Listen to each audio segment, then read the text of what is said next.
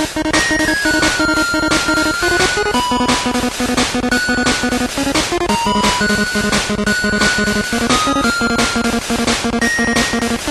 welcome to the latest edition of the Weekly Pulse. I'm Dan, and let's talk about some comics. Starting with DC, we've got Swamp Thing and Animal Man, number 5 on each of them. The reason I put them up by side is because they kind of match up. Let's just take a look. I haven't had a chance as always to read these comics. I never do. Man, Swamp Thing, have I not talked about... This art is actually not that shabby now that I'm looking at it. But the story has been really good, growing with each issue. The Arcane family as screwed up as ever. I dig this book, and I dig Animal Man. Not just because the story is combined, but because, again, they have the two best writers on the DC 52 right now, Jeff Lemire and Scott Snyder, respectively. And when you pick up one, for my money, you should really pick up both, since they are going to cross over sooner or later. And speaking of crossovers, here's a book that I wouldn't necessarily pick up. I know a lot of people like O.M.A.C. I'm not really big on this, but hey, look who's here. It's Frankenstein, Agent of Shade. And Frankenstein is a really, really interesting character in the DC reboot. 52, don't call it a reboot. So I'm kind of curious to see how he is going to interact with O.M.A.C. And apparently he's going to punch him in the face, which I like already. So definitely worth taking a peek. Hey, 2 Bat-related books came out this week. Detective Comics, wherein Batman finally goes after the Penguin, since a lot of what's been happening in this book is his responsibility. And Batman also appearing in Batwing, which has been a very tasty story about that guy, Batwing. It's been pretty solid, and if you like Batman, why not jump in just then? And we'll finish off DC with Action Comics, number 5, which, as you know, I like Grant Morrison in the trades. Single issues, I'm not so sure, but I'll tell you, issue number 4 was pretty good.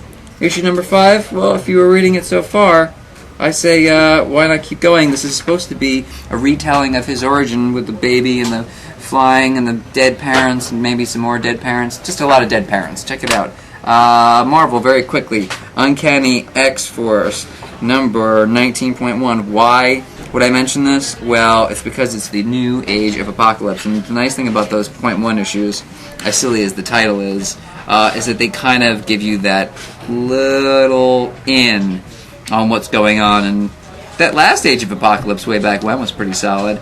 And this artwork is pretty tasty, too. And this is sort of a nice little gateway. Did you want to do New Age of Apocalypse? Yes? Then, hey, read that book. Oh, away from those. The Goon! Dark Horse. Listen, look, I like the Goon. It's really no secret that I think Eric Powell is one of the best writers and artists in the business. Why? Because he weaves a story about a giant, muscly man who runs a city, and even though he's kind of a bad guy, everybody loves him anyway. And he beats the crap out of zombies and such.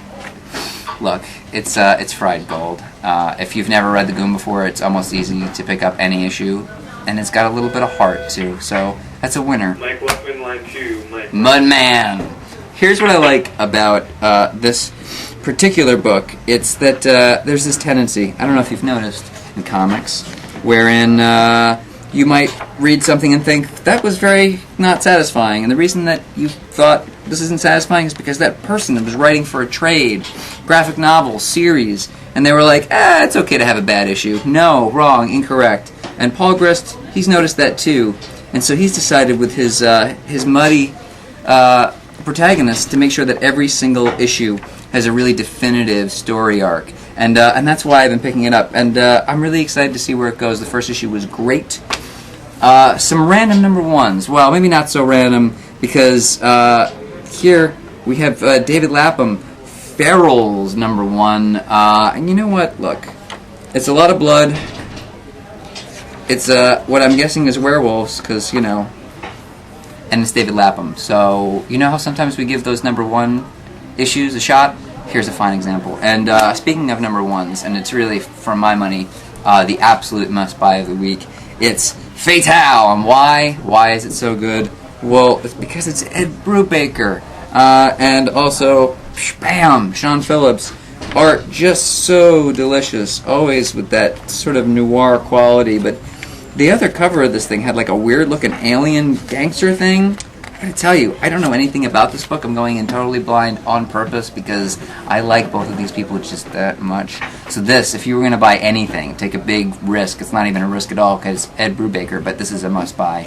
And that is the last comic for this edition of the Weekly Pulse. So that is all I have for you. Thanks for watching and keep reading.